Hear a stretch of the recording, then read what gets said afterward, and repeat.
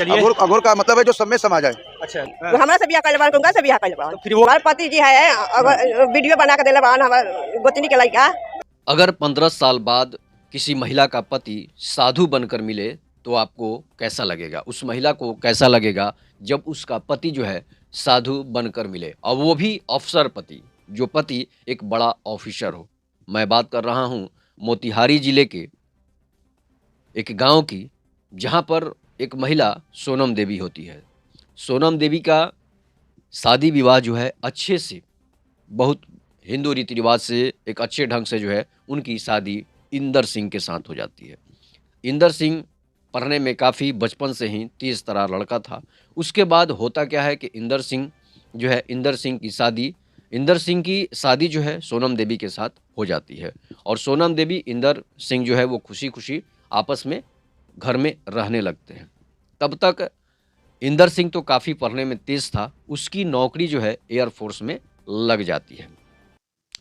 Air force में जब उसकी नौकरी लगती है तो उसकी वैल्यू बढ़ जाती है, और इंदर सिंह और सोनम देवी में जो है काफ़ी प्रेम संबंध था, इसलिए किसी की बुरी नज़र लग जाती है, किसी मोहल्ले की या फिर किसी रिश्तेदारों की नज़र इंदर सिंह को लग जाती है, और इंदर सिंह और सोनम देवी में जो है आपस में मनमुटाव चालू हो जाता है, आपस में झगड़े चालू हो जाते हैं। इसलिए कि हर घर का ये नियम होता है कि थोड़ा बहुत पति पत्नी में झगड़ा होते रहता है, लेकिन पति पत्नी में झगड़ा होने का मतलब ये नहीं होता है कि आप एक दूसरे से अलग हो जाएं। इस बीच होता क्या है कि इंदर सिंह और सोनम देवी में काफ़ी झगड़े चालू हो जाते हैं। उनके माँ जो है माँ से भी, सास से भी उसकी झगड़ा चालू हो जाती है।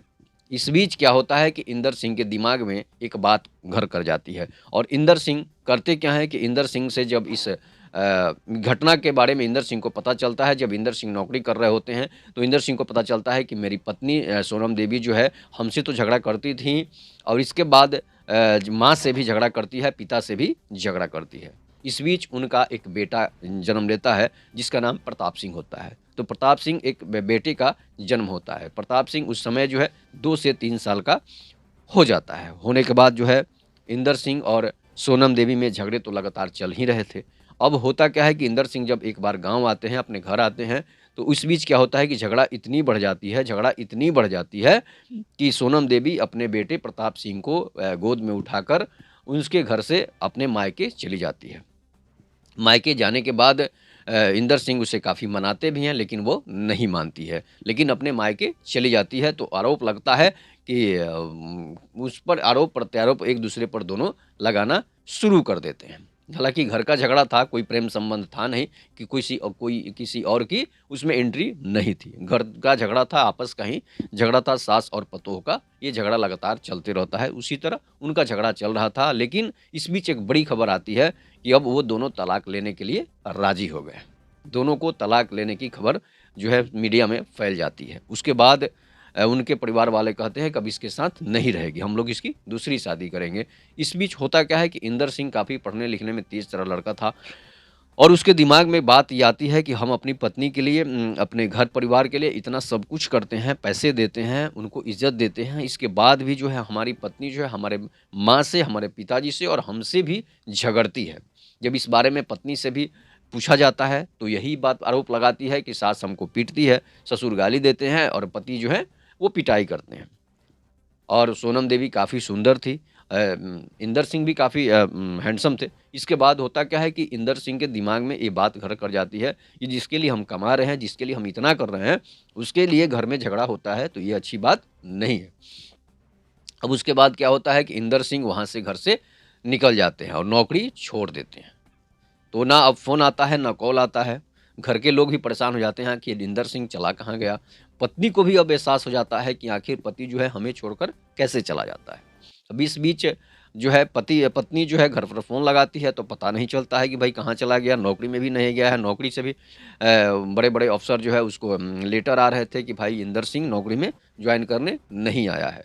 काफ़ी दिनों से वो नौकरी भी कर रहे थे, लेकिन नौकरी छोड़कर वो जंगल में चले जाते हैं।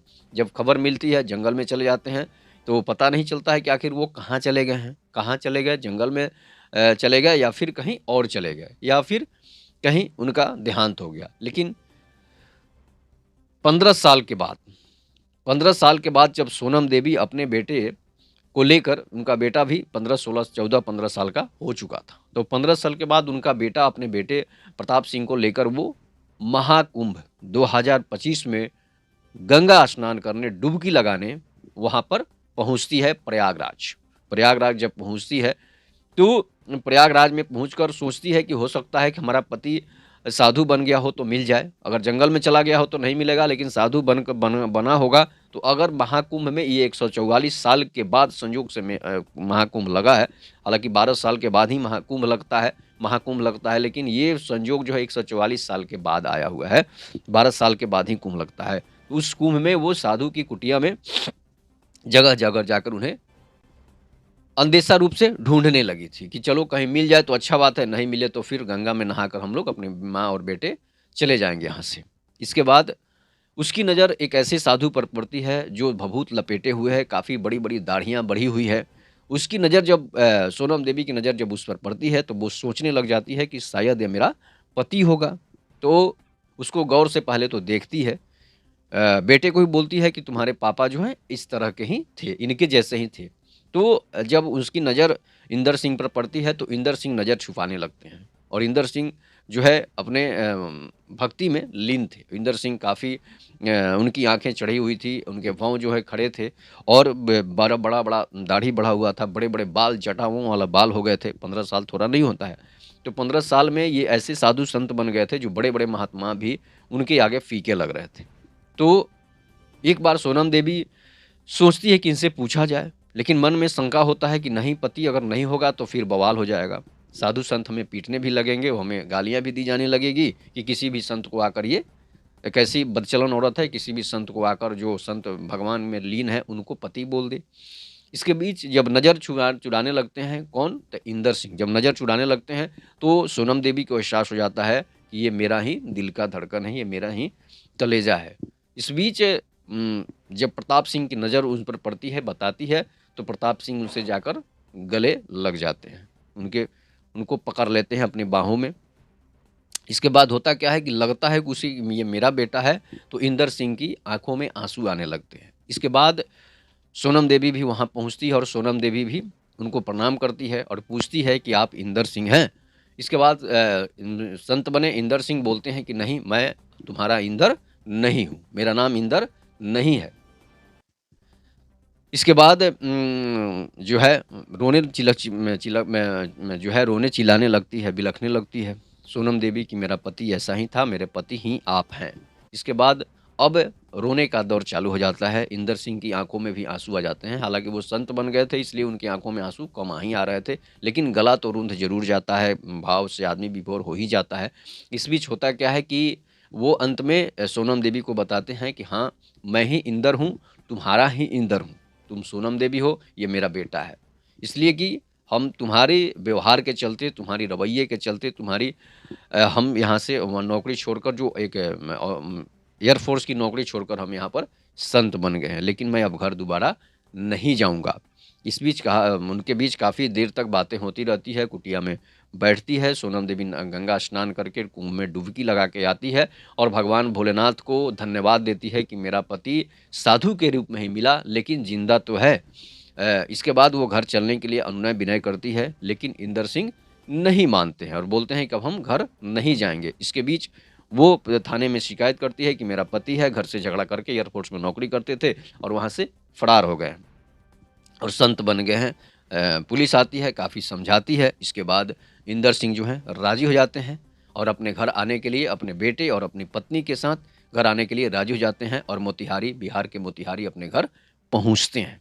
तो ये थी एक बहुत बड़ी सच्ची घटना जिसको मैंने आपको बताया। अगर ये घटना आपको कैसी लगी, इस पर आप लोग कमेंट जरूर कीजिएगा और चैनल को सब्सक्राइब जरूर कीजिएगा, ताकि जो है इस ज़्यादा से ज़्यादा लोगों तक ये सच्ची घटनाएं जो है लोगों तक पहुँचे और वो लोग जागरूक हो जाएं। साधु बनना अलग बात है, संत बनना अलग बात है, लेकिन पत्नी की सेवा करना, पति का सेवा करना एक अलग बात है। अगर आप शादी विवाह नहीं किए हैं तो साधु बन सकते हैं, शादी विवाह किए हैं तो बाल बच्चे की शादी करके ही पूरे गृहस्थ जीवन से निवृत्त होकर ही संत बने। वैसे तो संत बहुत सारे लोग बन भी जाते हैं, लेकिन पत्नी को छोड़कर जो संत बनते हैं, ऐसे संत स्वीकार नहीं है। तब तक के नमस्कार, जय हिंद, जय भारत, जय श्री राम।